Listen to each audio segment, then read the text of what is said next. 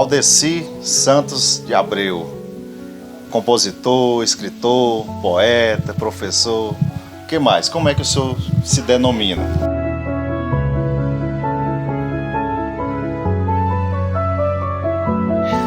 Eu fico até meio encabulado quando alguém me denomina com todos esses adjetivos e a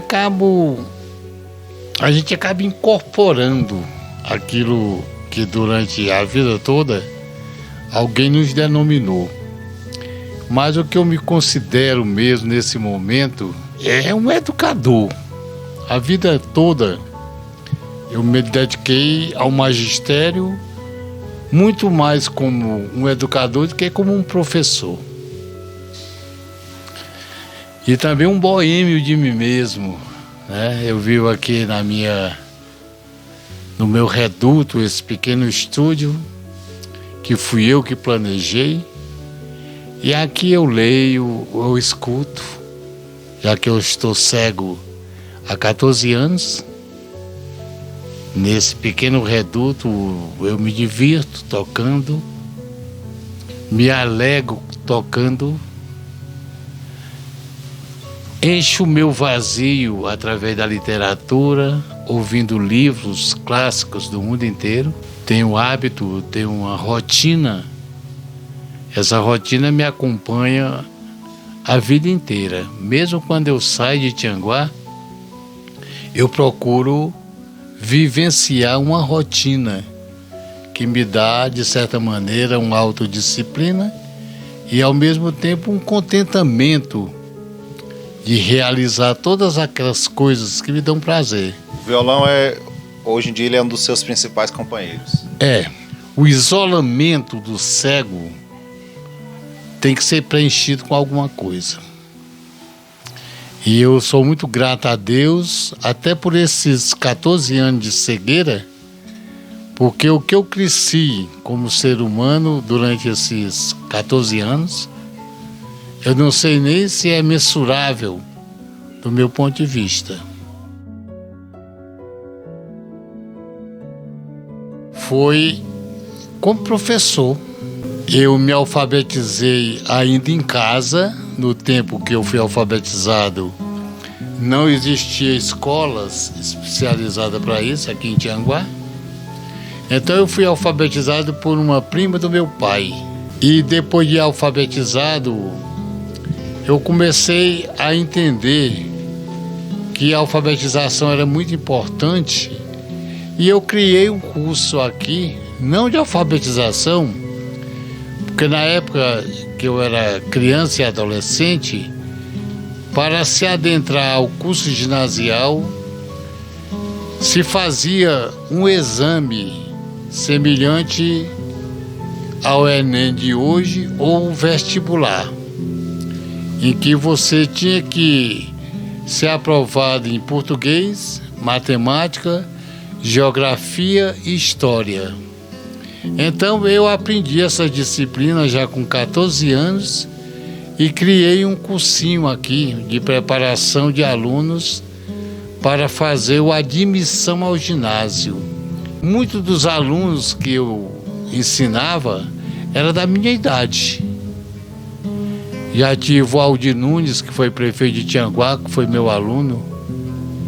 Os irmãos dele e muitos dos amigos que hoje tem quase a minha idade, alguns até mais, que foi a primeira turma que eu preparei para adentrar ao curso ginasial. O senhor estava me contando aí, agora há pouco, antes da entrevista, sobre a história quando o senhor foi assumir a coordenação aqui regional do Mobral. Queria que o senhor contasse aqui para os nossos internautas como foi essa história. Essa história é muito interessante, porque antes de eu ser coordenador de área do Mobral, que era dessa denominação, eu fui presidente da comissão municipal do Mobral aqui em Tianguá. O padre Tibúrcio era o presidente, foi o primeiro presidente da comissão municipal do Mobral. Mobral, para quem não sabe, é Movimento Brasileiro de Alfabetização. Ele era presidente quando foi criado o Bispado de Tianguá. ele recebeu a função de vigário-geral da diocese e tinha que renunciar à comissão do Mobral. Eu estava chegando recém-saído do exército, tinha já sido por 2 anos e meio em Campina Grande, Paraíba, aluno do seminário. O senhor tinha quantos anos nessa época? Eu já tinha 21 anos. Quer dizer, eu tinha saído do exército em pleno, pode-se dizer, golpe militar, ou ditadura, ou revolução. Eu considero, como ex-soldado do exército, com todo aquele afã de disciplinar, eu fiz algumas exigências para ser presidente do Mobral. Todas foram atendidas. Depois saiu esse concurso para supervisor de área do Mobral. Só que aqui na linguagem só podia participar desse concurso mulher, do sexo feminino. E me deu aquela intuição e eu me inscrevi nesse concurso e tirei o primeiro lugar. E quando o telegrama chegou me comunicando a minha colocação no concurso, vinha para a senhorita Valdeci Santos de Abreu. Eu li aquele gênero, né, senhorita, e não me incomodei não, achei que fosse até um erro do telegrama. E fui para Fortaleza para assumir essa função de supervisora de área. E quando cheguei lá no auditório do Colégio Militar de Fortaleza, com a presença do governador, com a presença do coordenador regional e de todos os supervisores de área do estado, quando eu fui chamado, foi a senhorita Valdeci Santos de Abreu, supervisora de área da região da Ibiapaba. Que eu me levantei, que todo mundo viu que era um homem, foi aquele chiado no auditório. Eu não me incomodei não. Assumi a função e quando terminou a posse de todos os supervisores, um advogado me procurou perguntando se eu queria mudar o meu nome.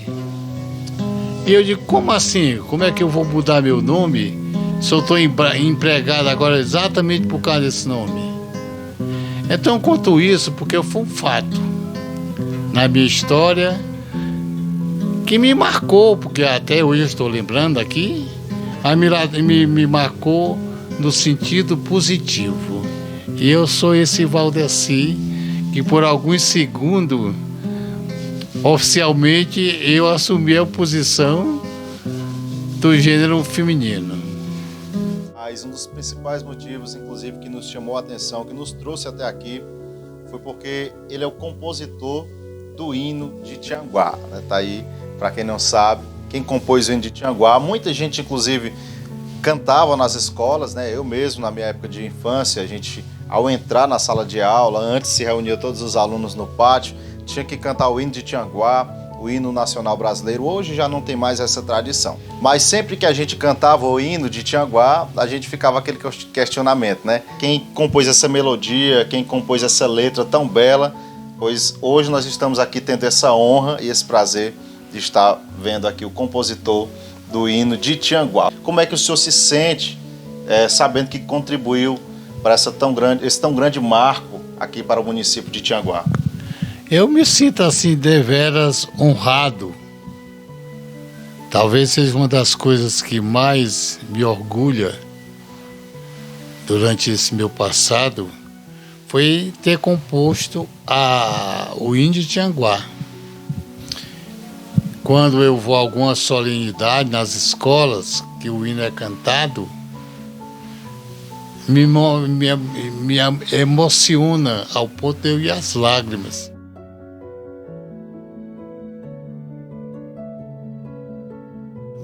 até a composição desse hino, que foi em 2005, Tianguá não tinha hino. Tinha um hino do centenário de Tianguá, que não chegou a pegar porque ninguém conhece esse hino. Então, quando houve a manifestação da prefeitura, da Secretaria de Educação, nessa época a Valdeída de Vasconcelos, foi feito um edital para quem quisesse concorrer à construção do hino, à composição do hino. E 32 pessoas aqui de Tianguá, alguns em parceria, se candidataram a esse hino, com um prêmio de R$5.000 para quem chegasse ao final do concurso do hino. E eu então ganhei o hino. Eu acredito até que o hino mais democrático dos municípios do Brasil foi o de Tianguá, porque teve todo esse processo, foi escolha da população. E a prova é que ele foi cantado. Se ele não é cantado na sua integridade, que a letra é um pouco longa, mas todo mundo sabe o refrão. Salve, salve, Tianguá, altaneiro, acolhes com amor viril a todos que te procuram nesse recanto do Brasil.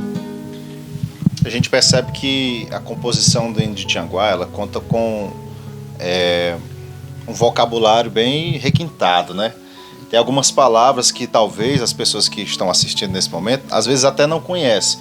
Eu particularmente tenho algumas palavras do hino de Tianguá que eu não conhecia, né? Fui pesquisar, fui saber um pouco sobre o que significa cada palavra. Assim como o hino nacional brasileiro também tem umas coisas que a gente fica se perguntando, mas o que significa? O hino de Tianguá, ele também tem essa característica. De onde foi que surgiu a inspiração para o senhor estar criando essa composição? Como foi que o senhor se inspirou para estar trazendo essas palavras e colocando no papel e posteriormente se tornando o hino de Tianguá? Isso aí é o seguinte, eu sou um leitor árduo. Eu leio mais de 4 livros por mês. Então a leitura de clássicos mundiais e a leitura de clássicos aqui do nosso país fez com que o meu vocabulário fosse um vocabulário um pouco erudito. Então todas as palavras que parecem serem desconhecidas das pessoas que cantam o hino, elas foram colhidas durante esse meu período de leitura. Eu não leio um livro sem... Aqui mesmo, atualmente, quando eu estou cego, eu tenho um sistema que qualquer uma palavra que eu não conheço, eu pergunto imediatamente, que é a Google Home, que é a minha secretária eletrônica. Mas antes disso não tinha. Mas eu não passava a leitura para frente sem primeiro conhecer o significado dos vocábulos para a sua contextualização. Então as palavras que estão contidas na letra do hino de Tianguá, elas foram justamente resultado do meu vasto cabedal de leituras. Quanto tempo demorou para o senhor estar compondo o hino? Por que pareça, ele foi feito todo num dia. E rápido. Rápido. Eu sempre peço luz ao Espírito Santo. Eu sou um cristão não congregado. Eu não me congrego a nenhuma igreja. Mas eu sou um cristão que acredito em Deus, na Santíssima Trindade. E quando eu recebo qualquer uma missão, a minha primeira preocupação é pedir luz ao Espírito Santo para que eu faça as coisas de acordo com o que o Espírito Santo espera de mim. Então eu acredito um pouco nesta versão de que o hino de Tianguá também, a letra e a melodia, foram também inspirações espirituais. Bom, a gente queria agradecer por essa entrevista riquíssima, né? é um arquivo histórico, né? Esse homem, ele é um verdadeiro arquivo histórico aqui de Tianguá, sabe muita coisa também sobre o município de Tianguá. A sua história é uma história inspiradora e nós da TV Ibiapaba só temos a agradecer por esse momento muito importante e por o senhor ter aberto as portas para nos receber. Muito obrigado, digo eu. Fico muito feliz em poder colaborar, porque o maior sentido da nossa vida é colaborar. A gente não aprende para si, a gente aprende para dividir. Isso é uma das coisas que eu tenho procurado colocar em prática. Obrigado a você, a TV Ibiapaba, e eu estou deveras feliz por esse momento. Salve, salve, Tianguá altaneira, acolhes com amor viril a todos que te procuram nesse recanto do Brasil. Teu povo é ordeiro e festivo, teu posse é acolher e seduzir, com encanto, alegria e ternura a todos que buscam a ti. O encanto que é mexe da alma, da tua juventude a sorrir, é a certeza, a glória, a vitória da tua grandeza e do teu porvir. Da Ibiapaba és confiança e progresso, eterna festa neste alcantil, a irradiar ousadia e beleza nas noites frementes do teu céu anil.